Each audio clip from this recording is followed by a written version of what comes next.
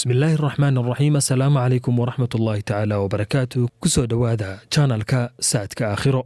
بسم الله الرحمن الرحيم. السلام عليكم ورحمة الله تعالى وبركاته. أخياري كسو دوادا channelkeena saadka aakhiro oo uga barateen qisooyinka taxanaa.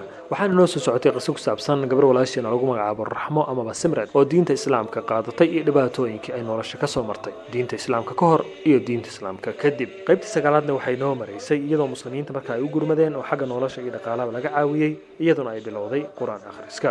Raxmo oo qisadeeda ka sii sheekeynaysa waxa ay tiri markii nala nooleeyay kadib walaalaha muslimiinta waxay isla garteen in quraan saar la igeeya si indhahayga loola tacaalo waxaana la ii bilaabay quraan saar.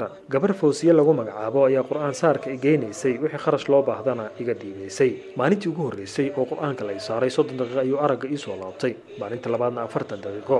laba bilood marka quraanka la saarayay oo aan sida ahaa ayay indhahayga sidii hore ku soo noqdeen oo waxba arki kari waayay. alla bariga iyo quraan akhriska ayaan badiyay. waxay ugu dhacday haddana arrin aan la yaabay.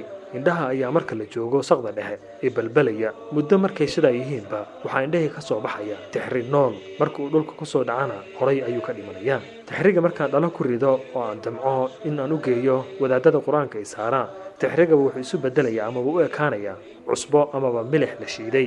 ilaaha awoodiisa way badan tahay.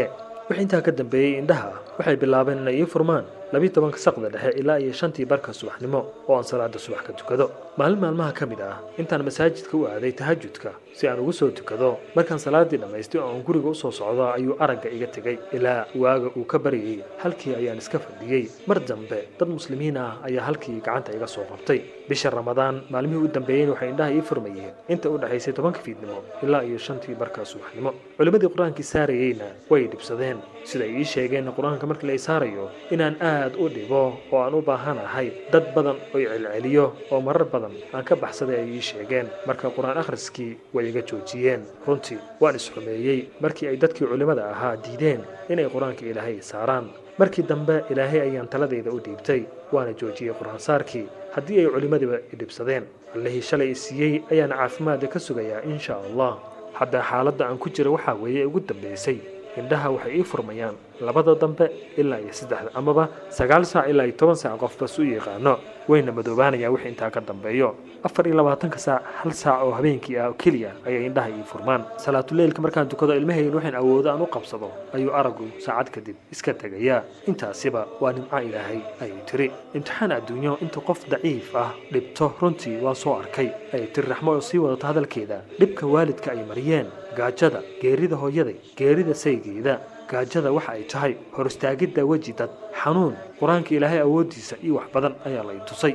Ilaahay waxaan ka baryayaa ayay tiri inuu igu daro adoomadiisa la imtixaamo oo imtixaanka xagga alle uga yimaadana ku samro. Ilaahay inuu samirka iyo waliba ajirkiisa na siiyo ayaan ka baryayaa ayay tiri. maanta markaan taariikhdeeda idinkaga warramayo waa aniga oo aan arkayn muuqaalkiina. alxamdulillah. insha Allah waxaan Ilaahay dartii idinkaga codsanayaa walaalaha ay soo booqday ee waraysigan ila yeeshay iyo waliba muslimiinta taariikhdeeda dhageysataba waxaan idinka codsanayaa inaad ii soo duceysaan. insha Allah waxaan ku rajo weynahay naxariista Ilaahay oo aan aaminsanahay inuu xaaladeyda insha Allah sidaan uu ka bedeli doono. waxaan rajaynayaa inuu Ilaahay inta uu aragga ii soo celiyo waalidiintayda iyo waliba qaraabada igu jeesteystay ee igu tiri diinta Islaamka ayaa laga raacay ee Ilaahay waxa ku qabto aan hor istaago anoo caafimaad qaba oo aan tuso awoodda iyo naxariista aan dhamaan oo Allah subhanahu wa ta'ala uu leeyahay. waa hagaag qisadii taxanaha ahayd ee gabadha walaasheen ee lagu magacaabi jiray markay Kristaanka ee Simrad haddana la baxday Raxmo iyo dhibaatadii ay la kulantay markii ay muslimiintay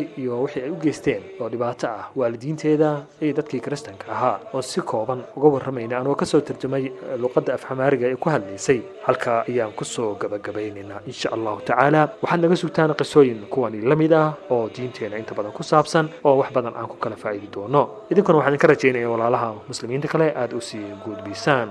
waa channelka saadka aakhiro idin leh. wassalaamu calaykum waraxmatullaahi ta'ala wabarakaatuh.